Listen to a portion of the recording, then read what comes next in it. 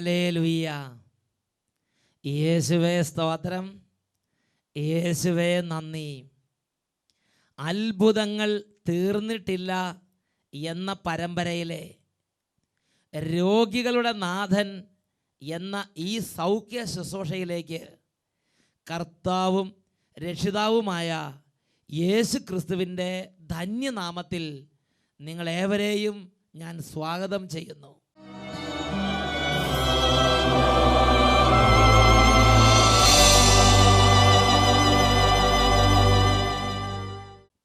Price the Lord. വിശുദ്ധ ലിഖിതത്തിൽ രോഗികളോട് വളരെ മനസ്സലിവും സ്നേഹവുമുള്ള കർത്താവായിട്ടാണ് യേശുവിനെ ബൈബിൾ പരിചയപ്പെടുത്തുന്നത്. ഒരു ഉദാഹരണം വിശുദ്ധ മത്തായി ശ്ലീഹായുടെ സുവിശേഷത്തിൽ 8-ാം അധ്യായത്തിൽ 5 മുതലുള്ള തിരുലിഖിതങ്ങളിലുണ്ട്. യേശു കഫർനാമിൽ പ്രവേശിച്ചപ്പോൾ ഒരു ശതാധിപൻ അവനെ സമീപിച്ച് കേണപേക്ഷിച്ചു, കർത്താവേ, എൻ്റെ ഭൃത്യൻ തളർവാദം പിടിപെട്ട് കഠിനമായ വേദന സഹിച്ച് വീട്ടിൽ കിടക്കുന്നു. യേശു പറഞ്ഞു, ഞാൻ വന്ന് അവനെ സുഖപ്പെടുത്താം.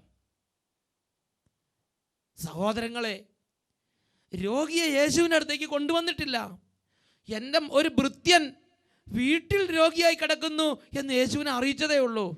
രോഗികളോട് മനസ്സലിവുള്ള യേശു പറയുകയാണ്, ഞാൻ വന്ന് അവനെ സുഖപ്പെടുത്താം. അത്രമാത്രം രോഗികളോട് മനസ്സലിവുണ്ടായിരുന്ന കർത്താവാണ് ബൈബിളിലെ യേശു. വിശുദ്ധ ലൂക്കായുടെ സുവിശേഷത്തിൽ 5-ാം അധ്യായത്തിൽ 17-ാം തിരുലിഖിതം, രോഗികളെ സുഖപ്പെടുത്താനുള്ള ശക്തി അവനിൽ ഉണ്ടായിരുന്നു. വീണ്ടും വിശുദ്ധ ലൂക്കായുടെ സുവിശേഷത്തിൽ 6-ാം അധ്യായത്തിൽ 19-ാം തിരുലിഖിതം, എന്തെന്നാൽ അവനിൽ നിന്ന് ശക്തി പുറപ്പെട്ട് എല്ലാവരെയും സുഖപ്പെടുത്തിക്കൊണ്ടിരുന്നു. യേശുവിൻ്റെ ശുശ്രൂഷാ ജീവിതകാലത്ത് 2000 വർഷങ്ങൾക്ക് മുമ്പ് പലസ്തീനായിൽ അവൻ മനുഷ്യനായി അവതരിച്ച് നടന്നപ്പോൾ അനേകം രോഗികളെ സുഖപ്പെടുത്തിയതായി ബൈബിളിൽ നമുക്ക് കാണാൻ കഴിയും. വിശുദ്ധ മത്തായിയുടെ സുവിശേഷത്തിൽ 8-ാം അധ്യായത്തിൽ 16-ാം തിരുലിഖിതം, അന്ന് സായാഹ്നമായപ്പോൾ പിശാച് ബാധിതരും രോഗികളുമായ അനേകം പേരെ അവർ അവൻ്റെ അടുക്കൽ കൊണ്ടുവന്നു. അവൻ വചനമയച്ച് പിശാചുകളെ പുറത്താക്കുകയും എല്ലാ രോഗികളെയും സുഖപ്പെടുത്തുകയും ചെയ്തു. യേശു എല്ലാ രോഗികളെയും സുഖപ്പെടുത്തി എന്ന് തിരുലിഖിതത്തിൽ പറയുകയാണ്. എല്ലാ രോഗികളോടും മനസ്സിലുള്ളവനാണ് കർത്താവ്. ക്യാൻസർ രോഗമുള്ളവരാകട്ടെ, തളർവാദം പിടിപെട്ടവരാകട്ടെ, കുഷ്ഠരോഗം പിടിപെട്ടവരാകട്ടെ, മരണകരമായ വിധത്തിൽ ബ്രെയിൻ തകർന്നവരാകട്ടെ, അസ്ഥി തേയ്മാനം ഉള്ളവരാകട്ടെ, മഞ്ഞപ്പിത്തം ബാധിച്ചവരാകട്ടെ, ചികിത്സയില്ലാത്ത രോഗങ്ങളുള്ളവരാകട്ടെ, പകർച്ചവ്യാധി പിടിപെട്ടവരാകട്ടെ, എല്ലാ രോഗികളോടും മനസ്സലിവുള്ളവനാണ് ബൈബിളിലെ കർത്താവായ യേശു. ഒരുപക്ഷെ ഈ ആയുസ് മുഴുവൻ കഷ്ടപ്പെട്ട് തകർന്ന് അധ്വാനിച്ച് ക്ഷീണിച്ച് രോഗം പിടിച്ചൊരു ശരീരവുമായി ഇന്ന് ആരുമില്ലാതെ വേദനിക്കുന്ന അവസ്ഥയാകാം. വിശുദ്ധ മത്തായിയുടെ സുവിശേഷത്തിൽ 11-ാം അധ്യായത്തിൽ 28-ാം തിരുലിഖിതം, അധ്വാനിക്കുന്നവരും ഭാരം വഹിക്കുന്നവരുമായ നിങ്ങളെല്ലാവരും എൻ്റെ അരികിൽ വരുവിൻ, ഞാൻ നിങ്ങളെ ആശ്വസിപ്പിക്കാം. ആശ്വസിപ്പിക്കുന്ന കരമാണ് യേശുവിൻ്റെ കരം. സുഖപ്പെടുത്തുന്ന കരമാണ് യേശുവിൻ്റെ കരം. ഈ മണിക്കൂറിൽ ഇതാ സുഖപ്പെടുത്തുന്ന, ആശ്വസിപ്പിക്കുന്ന യേശുവിൻ്റെ അത്ഭുത കരം എൻ്റെയും നിങ്ങളുടെയും ജീവിതത്തിലേക്ക് ഇടപെടാൻ പോവുകയാണ്. മകനെ, മകളെ, ഹൃദയം കൊണ്ട് യേശുവിനെ വിളിക്കുക, ഹൃദയം കൊണ്ട് പ്രാർത്ഥിക്കുക. ഈ സമയം ഈ ഒരു അത്ഭുതം കാണാൻ തക്കവണ്ണം പരിശുദ്ധാത്മാവേ സഹായിക്കണമേ. യേശുവിൻ്റെ നാമത്തിൽ അത്ഭുതങ്ങളും അടയാളങ്ങളും സകലരുടെ മേലും ദാനമായി വർഷിക്കപ്പെടാൻ ഹൃദയം നുറുങ്ങി നമുക്ക് പ്രാർത്ഥിക്കാം. എല്ലാവരും കണ്ണുകൾ അടച്ച് കരങ്ങൾ തുറന്ന് എളിമയോടെ ആത്മാവിൻ്റെ ഇടപെടലിന് വേണ്ടി പ്രാർത്ഥിക്കുന്നു. അത്ഭുതങ്ങളും രോഗശാന്തിയും യേശുവിൻ തിരുനാമത്തിൽ, അത്ഭുതങ്ങളും രോഗശാന്തിയും രോഗശാന്തിയും യേശുവിൻ തിരുനാമത്തിൽ സാധ്യമായെന്നും ഈ സമൂഹത്തിൽ ദൈവരാജ്യം വളർന്നിടാ. സാധ്യമായെന്നും ഈ സമൂഹത്തിൽ ദൈവരാജ്യം വളർന്നിടാ. സ്ലീഹന്മാരിൽ നിറഞ്ഞു പോ പരിശുദ്ധാത്മാവേ ശക്തിയേകി നയിക്കണേ. എല്ലാവരും പ്രാർത്ഥിക്കുന്നു. സ്ലീഹന്മാരിൽ നിറഞ്ഞു പോ ആത്മാവേ ശക്തിയേകി നയിക്കണേ. Holy Spirit. സ്ലീഹന്മാരിൽ ശക്തിയേകി നയിക്കണേ. സ്ലീഹന്മാരിൽ നിറഞ്ഞപ്പോ ശക്തിയേകി നയിക്കണേ. പരിശുദ്ധാത്മാവായ ദൈവമേ, മുടന്തരും ഗർഭിണികളും ഈറ്റുനോവ് അനുഭവിക്കുന്നവരും തളർന്നവരും ക്യാൻസർ ബാധിച്ചവരും എല്ലാവരാൽ ഉപേക്ഷിക്കപ്പെട്ടവരുമാകുന്ന ഈ പ്രിയപ്പെട്ട മക്കളുടെ മേൽ ഇപ്പോൾ കരുണ തോന്നി ഇടപെടണമേ. ഈ സമൂഹത്തിൽ അനേകം പേര് കാലങ്ങളായി പ്രാർത്ഥന ഉപേക്ഷിച്ചവരാണ്, വിശ്വാസത്തിന്റെ മേഖലകളിൽ മങ്ങലേറ്റവരാണ്, കൂദാശ ജീവിതം ഉപേക്ഷിച്ചവരാണ്. ഒരു പക്ഷേ ജീവിതത്തിൽ ഒരിക്കൽ പോലും ദേവാലയത്തിൽ പ്രവേശിക്കാൻ പറ്റാത്ത വണ്ണം ജീവിതത്തിൽ ദൈവിക കാര്യങ്ങൾ അകന്നു പോയവരായിരിക്കാം. പരിശുദ്ധാത്മാവേ, ആത്മീയ മണ്ഡലത്തിൽ മരവിച്ചവര്, ആത്മീയ മണ്ഡലത്തിൽ ഒരു 5 മിനിറ്റ് പോലും പ്രാർത്ഥിക്കാൻ പറ്റാത്തവര്, ഈ എളിയ മക്കളുടെ മേൽ ഇപ്പോൾ ഇടപെട്ട് ഹൃദയം തുറന്ന് ഈ മണിക്കൂറിൽ പ്രാർത്ഥിക്കുന്നവരാകാൻ ഇപ്പോൾ സഹായിക്കണമേ. പ്രാർത്ഥിക്കുന്നു. സ്ലീഹന്മാരിൽ നിറഞ്ഞപ്പോ ഹോളി സ്പിരിറ്റ് ശക്തിയേകി നയിക്കണേ. സഹായിക്കണേ. സ്ലീഹന്മാരിൽ നിറഞ്ഞപ്പോ ശക്തിയേകി നയിക്കണേ. പരിശുദ്ധാത്മാവായ ദൈവമേ, ബാലികാ ബാലന്മാരെ കരുണയോടെ സ്പർശിക്കണമേ. കൈക്കുഞ്ഞുങ്ങളെ അവിടുന്ന് തൊടണമേ. ഈ സമൂഹത്തിൽ രോഗത്തിന്റെ കഠിനമായ പീഡ അനുഭവിച്ച് ഹൃദയത്തിൽ ദുഃഖം, ഭാരം, നിരാശ, പ്രാർത്ഥിക്കാൻ പോലും പറ്റാത്ത വിധം അടഞ്ഞുപോയ മനസ്സ്, അന്ധകാരാവൃതമായ സാഹചര്യങ്ങൾ, പ്രത്യാശ നഷ്ടപ്പെട്ട അവസ്ഥ, ഇങ്ങനെ കല്ലിച്ചു പോയ ഹൃദയങ്ങൾ, ഓരോ തരത്തിൽ വേദന അനുഭവിക്കുന്ന ഈ എളിയ മക്കളുടെ മേൽ ഇപ്പോൾ അവിടുന്ന് സ്പർശിച്ച് അത്ഭുതങ്ങളെ വിരിയിക്കണമേ. സ്ലീഹന്മാരിൽ നിറഞ്ഞപ്പോ ശക്തിയേകി നയിക്കണേ. പ്രാർത്ഥിക്കുന്നു. സ്ലീഹന്മാരിൽ നിറഞ്ഞപ്പോ ശക്തിയേകി നയിക്കണേ. ഇപ്പോൾ ഓരോ മകനും ഓരോ മകളും അവരവരായിരിക്കുന്ന സ്ഥലങ്ങളിൽ അല്പം ഒന്ന് കര ഉയർത്തി സാധിക്കുന്നത് പോലെ ഈ ടീമിനോട് ചേർന്ന് പ്രാർത്ഥിച്ചുകൊണ്ടിരിക്കുക. ഇത് സഭയുടെ ശുശ്രൂഷയാണ്. ഓ ദൈവമേ, ഇപ്പോൾ ഈ ശുശ്രൂഷയിൽ പങ്കുചേരുന്ന ഓരോ രോഗികളുടെ മേൽ അത്ഭുതകരമായി ഇടപെടണമേ കർത്താവേ. ഓ ദൈവമേ, ഇതിൽ വൈദികരുണ്ട്, സമർപ്പിതരുണ്ട്, വൈദിക വിദ്യാർത്ഥികളുണ്ട്, ഡോക്ടർമാരുണ്ട്, നേഴ്സുമാരുണ്ട്, യുവതിവാക്കന്മാരുണ്ട്, കൈക്കുഞ്ഞുങ്ങളുണ്ട്, ഗർഭസ്ഥ ശിശുക്കളുണ്ട്. ഓ ദൈവമേ, ഗർഭിണികളും ഈറ്റുനോവ് അനുഭവിക്കുന്നവരുമായ ഓരോരുത്തരെയും കാണണമേ കർത്താവേ. ഇപ്പോൾ ആയിരിക്കുന്ന സകലരുടെ മേൽ അവിടുന്ന് സ്പർശിക്കണമേ. ഈ ശുശ്രൂഷയ്ക്ക് നേതൃത്വം കൊടുക്കുന്ന ഈ എളിയ ദാസനെയും ഈ ദാസനോട് ചേർന്ന് നിൽക്കുന്ന എല്ലാ സഹിയോൻ ടീം അംഗങ്ങളെയും എല്ലാവരെയും പരിശുദ്ധാത്മാവേ ഇപ്പോൾ വലയം ചെയ്ത് അഭിഷേകം ചെയ്യണമേ. സ്ലീഹന്മാരിൽ നിറഞ്ഞപ്പോ അത്ഭുതം ചെയ്യണമേ, സ്പർശിക്കണമേ.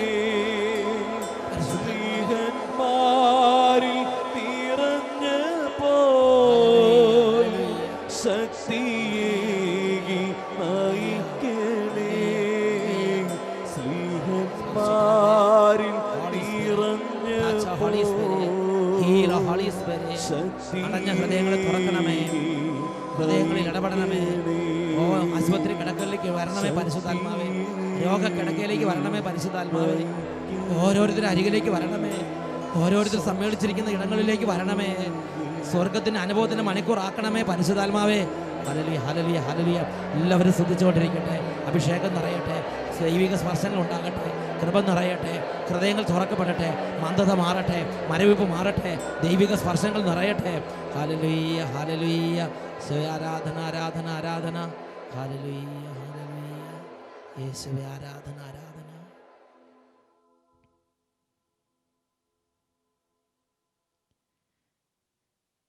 ഹല്ലേലൂയ. പ്രിയപ്പെട്ട ദൈവമക്കളെ, കർത്താവായ യേശു തൻ്റെ പ്രബോധന കാലഘട്ടങ്ങളിൽ രോഗികളായ ഓരോരുത്തരോടും വളരെ സ്നേഹത്തോടെ ഇടപെട്ടു. സ്നാപക യോഹന്നാന് യേശുവിനെ കണ്ടപ്പോൾ ഇവനാണോ വരാനിരിക്കുന്നവൻ എന്ന് സംശയമുണ്ടായി.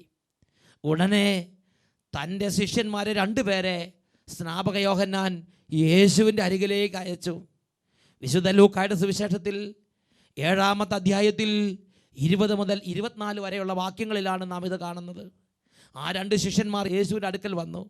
അവർ യേശുവിനോട് പറഞ്ഞു, വരാനിരിക്കുന്നവൻ നീ തന്നെയോ അതോ ഞങ്ങൾ മറ്റൊരുവനെ കാത്തിരിക്കണമോ എന്ന് അന്വേഷിക്കാൻ യോഹന്നാൻ ഞങ്ങളെ നിൻ്റെ അടുക്കലേക്ക് അയച്ചിരിക്കുന്നു എന്ന് അവർ യേശുവിനോട് പറഞ്ഞു.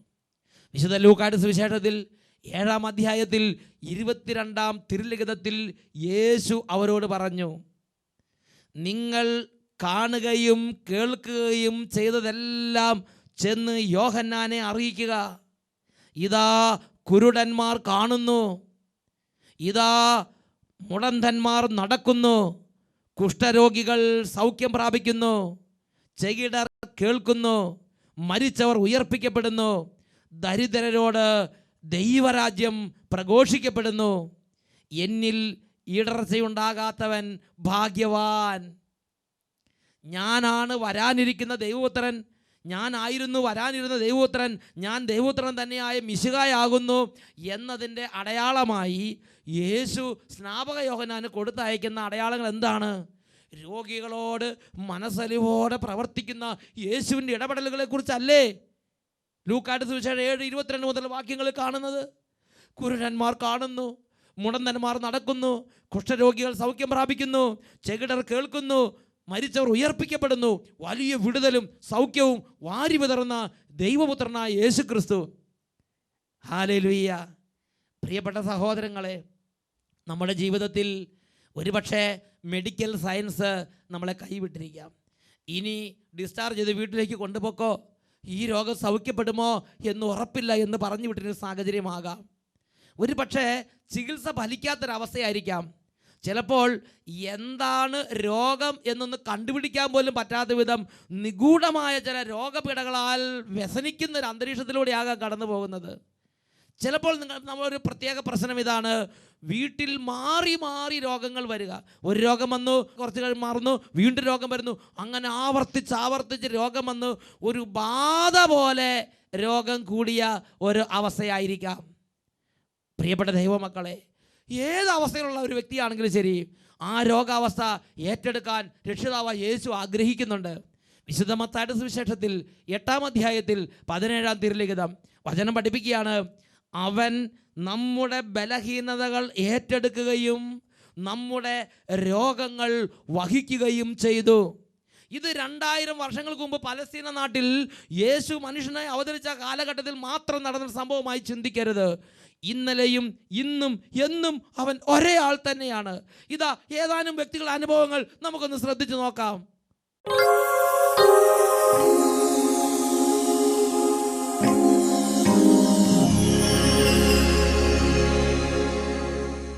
യേശുവെ നന്ദി, യേശുവെ സ്വസ്ത്രം. എൻ്റെ പേര് ജോസഫ്, ഭാര്യ ലൈസമ്മ, മൂത്ത മകൻ ജോബിന്. ഞങ്ങൾ കാസർഗോഡ് ജില്ലയിൽ കണ്ണിവയൽ ഇടവയിൽ നിന്ന് വരികയാണ്. ഏകദേശം ഒരു 5 മാസമായി ഈ ജോബിൻ്റെ കഴുത്തിൻ്റെ 2 സൈഡിലും ഒരു നീര് പോലെ വന്നു. ആദ്യം ഞങ്ങൾ അടുത്തുള്ള ഒരു ചെറിയ ആശുപത്രി കൊണ്ടുപോയപ്പം മുണ്ടുനീരാണെന്നും പറഞ്ഞ് അതിനെന്തോ ഒരാഴ്ചത്തെ ചികിത്സ നടത്തി. അന്നേരം അവന് എന്നും പനി ഉണ്ടായിരുന്നു. അപ്പോൾ ഈ പനിയുടെ ഗുളിക കൊടുക്കുമ്പോൾ മാത്രം പനി കുറയുകയും അവൻ്റെ ക്ഷീണം ഇച്ചിരി കുറയുകയും ചെയ്തിരുന്നു.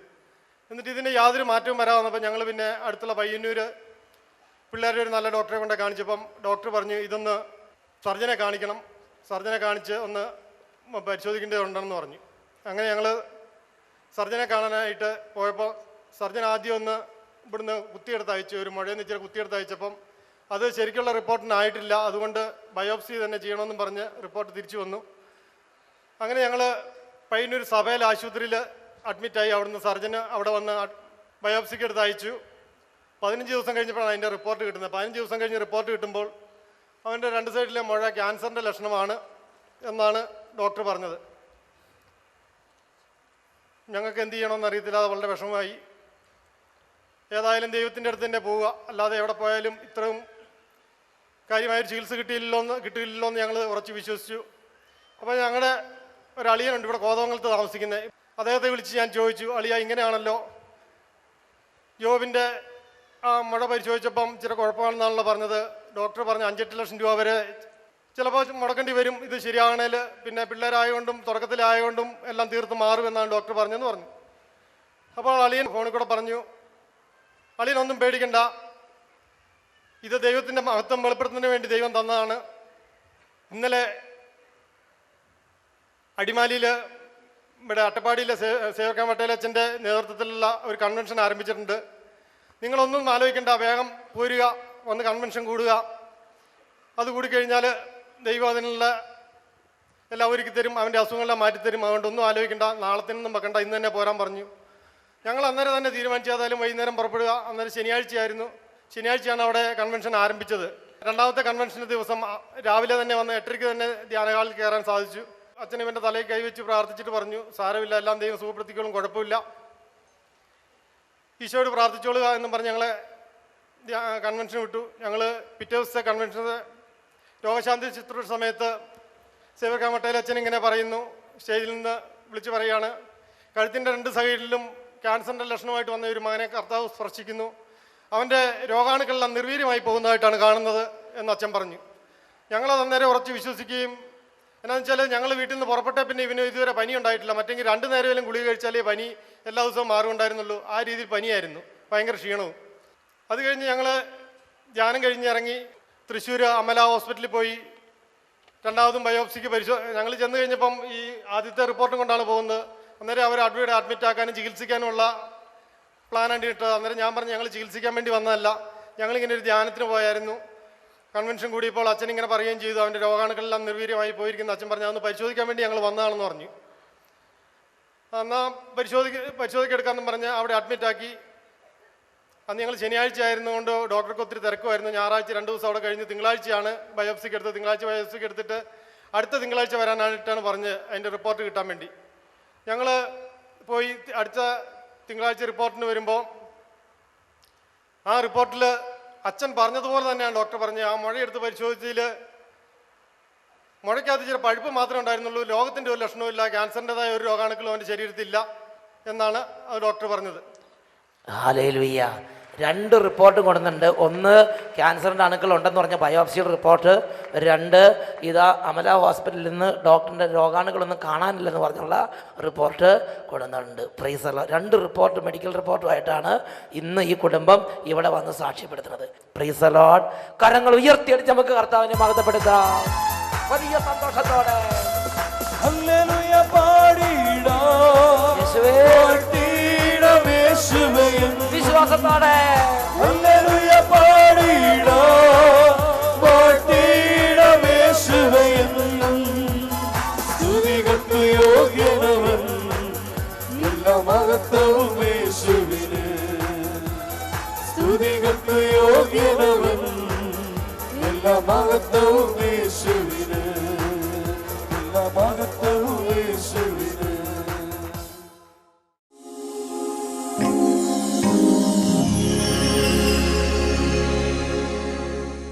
എൻ്റെ പേര് ലൂക്കോസ്, നിരപ്പിൽ കള്ളമലയിൽ നിന്ന് വരുന്നു. ലൂക്കോസ് ഏട്ടൻ കള്ളമലയിൽ നിന്നാണ് ഇന്നിവിടെ എത്തിച്ചേർന്നിരിക്കുന്നത്. എനിക്ക് 1 വർഷം മുമ്പ് മൂത്രത്തിൽ തടസ്സവും ഭയങ്കര വേദനയും മുള്ളുമ്പം രക്തവും വരുമായിരുന്നു. ഉടനെ മൂത്രമൊഴിക്കുമ്പോൾ രക്തം വരുന്ന ഒരു അസുഖം, ഭയങ്കരമായ കഠിനമായ വേദനയും വിഷമവും സഹിച്ച് എളിയ ദാസൻ എന്ത് ചെയ്ത്? ഞാൻ കാരിത്താസ് ആശുപത്രിയിൽ പോയി ഡോക്ടറെ കോട്ടയത്തുള്ള കാരിത്താസ് ഹോസ്പിറ്റലിലേക്ക് ഈ രോഗവുമായി പോയി. ഡോക്ടറെ ചെക്കപ്പ് കഴിഞ്ഞപ്പം പറഞ്ഞു എൻ്റെ മൂത്രസഞ്ചിയിൽ എന്തോ ഒന്ന് വളരുന്നുണ്ടെന്ന് പറഞ്ഞു. ഉടനെ തന്നെ ഓപ്പറേഷൻ ചെയ്യണമെന്ന് പറഞ്ഞാൽ അന്ന് തന്നെ ഓപ്പറേഷൻ ചെയ്തു. ഓപ്പറേഷൻ ചെയ്ത് കഴിഞ്ഞ് 8 ദിവസം കഴിഞ്ഞു. അന്നേക്കന്ന് ഓപ്പറേഷൻ കഴിഞ്ഞ് അത്രയും ക്രിട്ടിക്കൽ സ്റ്റേജ് ആയിരുന്നു. ഒന്നേക്കന്ന് ഓപ്പറേഷൻ കഴിഞ്ഞ് 8ാം ദിവസം റിസൾട്ട് കിട്ടി. അപ്പം ഡോക്ടർ പറഞ്ഞു എൻ്റെ മൂത്രസഞ്ചിയിൽ ക്യാൻസർ ആണെന്ന് പറഞ്ഞു. ദൈവമേ! അപ്പം ഞാൻ ഡോക്ടറോട് പറഞ്ഞു ഇനി ചികിത്സ ചെയ്തിട്ട് എന്തെങ്കിലും പ്രയോജനം ഉണ്ടാവുമെന്ന് ചോദിച്ചു. അപ്പം ഡോക്ടർ പറഞ്ഞു ഞാൻ എന്നെക്കൊണ്ട് പരമാവധി ചെയ്യാവുന്ന ചെയ്യാം, പിന്നെ ദൈവത്തിൻ്റെ കയ്യിലാണ്, നിങ്ങൾ ദൈവത്തോട് പ്രാർത്ഥിക്കാൻ പറഞ്ഞു. ഉടൻ തന്നെ എൻ്റെ ഭാര്യ അന്നേരം തന്നെ ശിവൻ ധ്യാന കേന്ദ്രത്തിൽ വന്ന് 9 വെള്ളിയാഴ്ച ധ്യാനം കൂടി പ്രാർത്ഥിച്ചോളാവുന്നു. ഈ ചേട്ടൻ്റെ ഭാര്യ വളരെ വിശ്വാസവും ദൈവത്തിൽ മുറുകെ പിടിക്കുന്ന എളിയൊരു മകള്. അപ്പം തന്നെ ഈ വാർത്ത അറിഞ്ഞു പറഞ്ഞാൽ കുലുങ്ങിയില്ല. അതിന് പ്രകാരം ഞങ്ങൾ 9 വെള്ളിയാഴ്ച ഇവിടെ വന്ന് 9 വെള്ളിയാഴ്ച തുടരെ ധ്യാനം കൂടുകയും 5 ദിവസം കിടന്നുള്ള ധ്യാനം കൂടി, 5 ദിവസത്തെ താമസമുള്ള ധ്യാനവും കൂടി, 9 വെള്ളിയാഴ്ച ധ്യാനവും കൂടി. എന്നിട്ട് അപ്പോഴത്തെ എൻ്റെ അസ്വസ്ഥതകളൊക്കെ മാറി. എങ്കിലും ഡോക്ടർ പറഞ്ഞതും പ്രകാരം ഞാൻ ഒരു ചെക്കപ്പിന് പോയി. 3 ദിവസത്തെ ചെക്കപ്പ് ഉണ്ടായിരുന്നു. ചെക്കപ്പ് ഒരു ദിവസമല്ല, കണ്ടിന്യൂസ് ആയിട്ട് അടുപ്പിച്ച് 3 ദിവസം അവിടെ കിടത്തി എല്ലാ വിധത്തിലും സംശയം തീരുന്ന വിധം ചെക്കപ്പ് നടത്തി. ചെക്കപ്പ് ചെയ്തപ്പോൾ ഡോക്ടർ പറഞ്ഞു നിങ്ങൾക്ക് ക്യാൻസർ വന്നതിൻ്റെ യാതൊരു ലക്ഷണമോ ഓപ്പറേഷൻ ചെയ്തതിൻ്റെ ഒരു പാട് പോലും ഇല്ലാതെ എൻ്റെ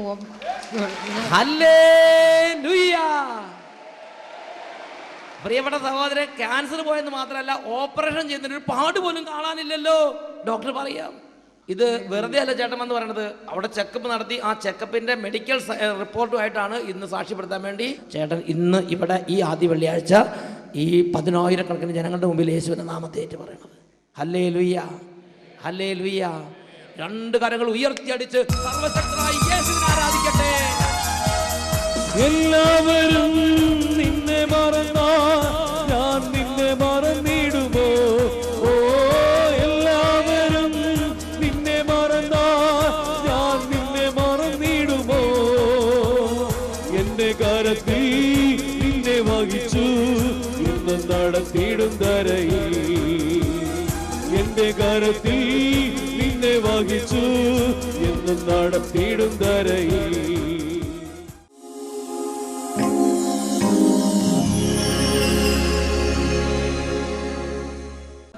എൻ്റെ പേര് സീന. ഞാൻ പാലായിക്ക് അടുത്ത രാമപുരത്തു നിന്ന് വരുന്നു. എനിക്ക് വിട്ടുമാറാത്ത തലവേദനയായിരുന്നു. പല ഹോസ്പിറ്റലുകളിലും ചികിത്സിച്ചു, എന്നിട്ടൊന്നും ഭേദമായില്ല. അവസാനം വൈക്കത്തിനടുത്തുള്ള ചെമ്മനാഗിരിയിലെ ഇൻഡോ അമേരിക്കൻ ഹോസ്പിറ്റലിൽ ചെന്ന് കഴിഞ്ഞപ്പോൾ അവിടെ സ്കാൻ ചെയ്ത് കഴിഞ്ഞപ്പോൾ പറഞ്ഞു തലയിലൊരു മുഴയാണ്, അത് എത്രയും പെട്ടെന്ന് ഓപ്പറേഷൻ ചെയ്യണം, അല്പം വലുതാണ് എന്നൊക്കെ പറഞ്ഞു. അവിടെയുള്ള ഇൻഡോ അമേരിക്കൻ ഹോസ്പിറ്റലിൽ ചെന്നപ്പോൾ MRI സ്കാനിങ് നടത്തിയിട്ട് പറഞ്ഞു തലയിലൊരു മുഴുത്ത മുഴയുണ്ട്, അത് ഓപ്പറേഷൻ നടത്തി തന്നെ കളയണം എന്ന് നിർദ്ദേശം കൊടുത്തു. എന്നിട്ട് എന്ത് ചെയ്തു? അങ്ങനെ എന്നെ 8 ദിവസം അവിടെ കിടത്തി. അപ്പോൾ എൻ്റെ സുഹൃത്തുക്കൾ ഇവിടേക്ക് വിളിച്ച് പ്രാർത്ഥനാ സഹായം ആവശ്യപ്പെടുകയും ഒരാദ്യ വെള്ളിയാഴ്ച എൻ്റെ പ്രാർത്ഥനയ്ക്കായിട്ട് ഇവിടെ എത്തിച്ചേക്കാമെന്ന് അവർ തന്നെ നേരുകയും ചെയ്തു. അങ്ങനെ ഞാൻ 2010 ജനുവരി മാസം 1-ാം തീയതി ആദ്യ വെള്ളിയാഴ്ച ഇവിടെ എത്തുകയും പ്രാർത്ഥനയിൽ സംബന്ധിക്കുകയും ചെയ്തു. തുടർന്ന് ഞാൻ നേർന്നു 3 ആദ്യ വെള്ളിയാഴ്ച ഞാൻ ഇവിടെ വന്ന് അടുപ്പിച്ച് ആദ്യ വെള്ളിയാഴ്ച ധ്യാനം കൂടാമെന്നും സൗഖ്യം കിട്ടുകയാണെങ്കിൽ സാക്ഷ്യപ്പെടുത്താമെന്നും നേർന്നു. അങ്ങനെ 3-ാമത്തെ മാസം ആദ്യ വെള്ളിയാഴ്ച ആയപ്പം ഉച്ചയായപ്പം ഇവിടെ സ്തുതിപ്പിൻ്റെ സമയത്ത് പറഞ്ഞു തലയിൽ മുഴയുള്ള 2 പേരെ കർത്താവ് സൗഖ്യപ്പെടുത്തുന്നു. തലയിൽ മുഴയുള്ള 2 പേരെ കർത്താവ് സുഖപ്പെടുത്തുന്നുവെന്ന് ഈ സഹോദരി 3-ാമത്തെ ആദ്യ വെള്ളിയാഴ്ച പ്രാർത്ഥിച്ചുകൊണ്ടിരിക്കുന്ന സമയത്ത് സ്തുതിപ്പിന്റെ സമയത്ത് ഇവിടെ അനൗൺസ് ചെയ്തു. അപ്പോഴോ അതെനിക്കായിരിക്കുമെന്ന് ഞാൻ ഉറച്ചു വിശ്വസിച്ച് പ്രാർത്ഥിച്ചു. പിന്നീട് എനിക്ക് 2 മാസത്തേന് ഇങ്ങോട്ട് വരുവാനായിട്ട് സാധിച്ചില്ല. അപ്പം വീണ്ടും തലവേദന കൂടുതലായിട്ട് എനിക്ക് അനുഭവപ്പെടുകയും വീണ്ടും ആശുപത്രിയിൽ ചെന്ന് കഴിഞ്ഞപ്പോൾ ഡോക്ടർ പറഞ്ഞു മുഴ വളരുന്നുണ്ടോ എന്ന് സംശയമുണ്ട്, അങ്ങനെയാണെങ്കിൽ MRI സ്കാൻ ഒന്നുകൂടി ചെയ്യണമെന്ന് പറഞ്ഞു. അങ്ങനെ വീണ്ടും MRI സ്കാൻ എടുത്തുകൊണ്ട് കാണിച്ചു കഴിഞ്ഞപ്പോൾ ഡോക്ടർ പറഞ്ഞു മുഴ ചുരുങ്ങിപ്പോയതായിട്ട് കാണുന്നു. വീണ്ടും MRI സ്കാനിങ് ചെയ്ത് നോക്കിയപ്പോൾ ആ മുഴ, നേരത്തെ ഉണ്ടായിരുന്ന മുഴുത്ത മുഴ ചുരുങ്ങിപ്പോയതായി ഡോക്ടർമാർ സർട്ടിഫിക്കറ്റ് കൊടുത്തു. ആ സർട്ടിഫിക്കറ്റാണ് ഇപ്പോൾ ഇവിടെ കൊണ്ടുവന്ന് ഈ ദൈവജനത്തിന് മുമ്പിൽ സാക്ഷ്യപ്പെടുത്തുന്നത്. ഇത് രണ്ടും അവിടുന്ന് ഇൻഡോ അമേരിക്കൻ ഹോസ്പിറ്റലിൽ നിന്ന് കൊടുത്തിരിക്കുന്ന ആ സർട്ടിഫിക്കറ്റാണ്. ഹല്ലേലൂയ. നേരത്തെ MRI സ്കാൻ ചെയ്തപ്പോൾ തലയൊരു മുഴ, അത് ഓപ്പറേഷൻ ചെയ്യാൻ നിവൃത്തിയില്ലെന്ന് പറഞ്ഞ് അതിന് നിർദ്ദേശം കൊടുത്ത് വിട്ടു. ഈ സഹോദരി സുഹൃത്തുക്കളുടെ പ്രേരണ പ്രകാരം 3 ആദ്യ വെള്ളിയാഴ്ച വന്ന് പ്രാർത്ഥിച്ചു. 3-ാമത്തെ ആദ്യ വെള്ളിയാഴ്ച സ്തുതിപ്പിന്റെ സമയത്ത് ഇതാ തലയിൽ മുഴയുള്ള 2 പേരെ കർത്താവ് സുഖപ്പെടുത്തുന്നെന്ന് പറഞ്ഞു. ഈ സഹോദരി അത് വിശ്വാസത്തോടെ സ്വീകരിച്ചു. കരങ്ങൾ ഉയർത്തിയടിച്ച് കർത്താവിനെ മഹത്വപ്പെടുത്തട്ടെ. സൈന്യബലത്താലല്ല കരബലത്താലുമല്ല, എൻ്റെ ആത്മാവിനാലാണ്, എൻ്റെ ആത്മാവിനാലാണ്.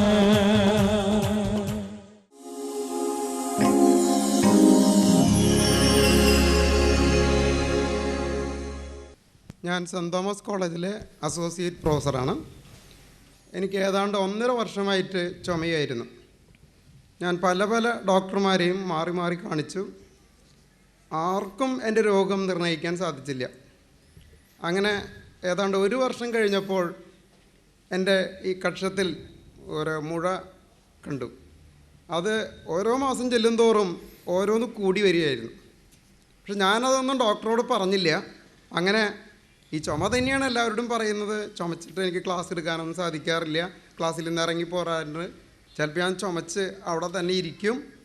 അങ്ങനെ ഒരു ഡോക്ടറെ ഞാൻ കാണിച്ചപ്പോൾ ഞാൻ പറഞ്ഞു, ഇങ്ങനെ ഈ കുറച്ച് 2 മുഴ എനിക്ക് കാണുന്നുണ്ട്. അപ്പോൾ ഉടനടി പറഞ്ഞു, എന്തായാലും സാറ് ചെസ്റ്റ് മുഴുവനൊന്ന് ഫുൾ CT സ്കാൻ ചെയ്യ്, അത് കഴിഞ്ഞ് വന്നിട്ട് എന്നെ ഒന്ന് കാണുമെന്ന് പറഞ്ഞു. അപ്പോൾ CT സ്കാൻ ചെയ്തു. അപ്പോൾ എന്നോട് ഡോക്ടറെ കംപ്ലീറ്റ് പറഞ്ഞില്ലെങ്കിലും ഞാൻ CT സ്കാൻ വായിച്ചപ്പോൾ എന്തോ തകരാറ് എനിക്ക് ലങ്സിന് ബാധിച്ചിട്ടുണ്ടെന്ന് എനിക്ക് മനസ്സിലായി. പിന്നീട് പറഞ്ഞു, ഇനി ബയോപ്സി ഒന്ന് ചെയ്തതിന് ശേഷം നമുക്ക് ഇനി ട്രീറ്റ്മെൻറ്റ് തുടങ്ങിയാൽ മതി എന്ന് പറഞ്ഞു. അങ്ങനെ ഞാൻ വെക്കേഷനായിരുന്നു, May 21